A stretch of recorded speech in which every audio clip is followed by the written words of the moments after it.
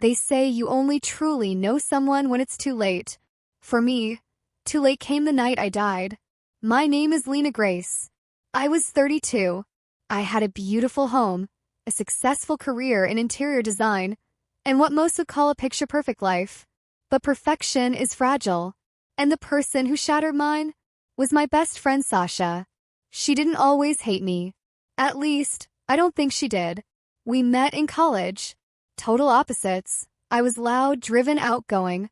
She was quieter, softer, always tagging along behind me. But I liked her. I trusted her. Over the years, something shifted. She began visiting more, asking strange questions, looking around my home as if imagining it, without me in it.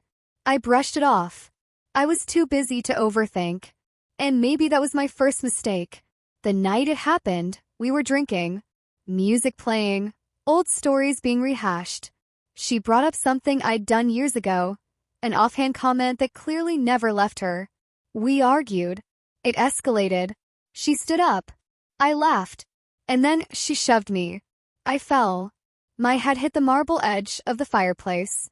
And just like that, it went dark. I remember her face hovering over me. Not afraid. Not devastated. Just calm. Almost relieved. She didn't call for help. She cleaned. Dragged my body into the garden shed. And then she went back inside and made herself at home. You're listening to Crime Chronicles, where every story has a darker side. If you're hooked already, and I know you are, go ahead and subscribe, hit that bell icon, and comment where you're enjoying it. The first night she slept in my bed, she wore my favorite robe, the silk one with the gold trim. She even sprayed my perfume into the air, like she thought it would make her me. But the house knew better. Every creak, every flickering light, every whisper in the hallway. It wasn't the wind. It was me. And she felt it.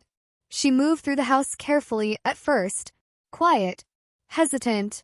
By day 3, she was unlocking drawers, sorting through my bills, practicing my handwriting, faint scribbling sound, pen on paper. I watched her rehearse my laugh in the mirror. That night, she had my friends over. She told them I had gone to Bali for a mental health retreat. They believed her.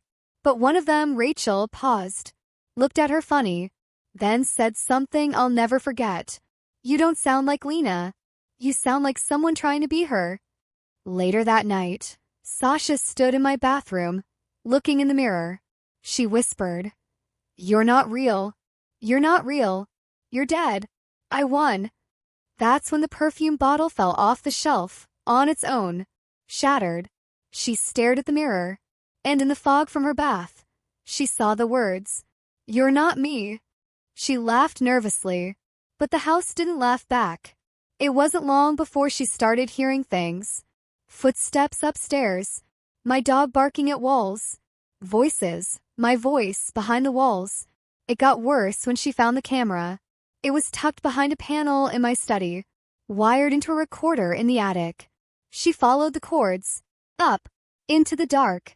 And there, in a dusty box, tapes, labeled by date, all of them of her, because I knew something wasn't right.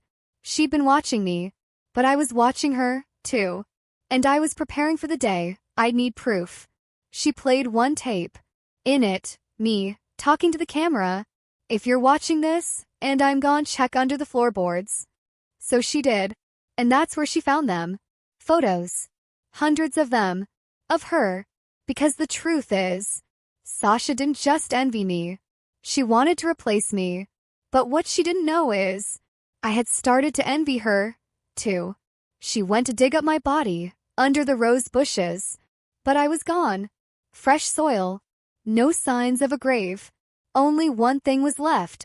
A pair of gloves, muddy, sitting on the porch. She ran back inside, panicked, tore up floorboards, smashed cabinets, ripped wallpaper from the walls. She screamed, "Where are you? What did you do?" But I wasn't answering. Not yet. She tried to leave.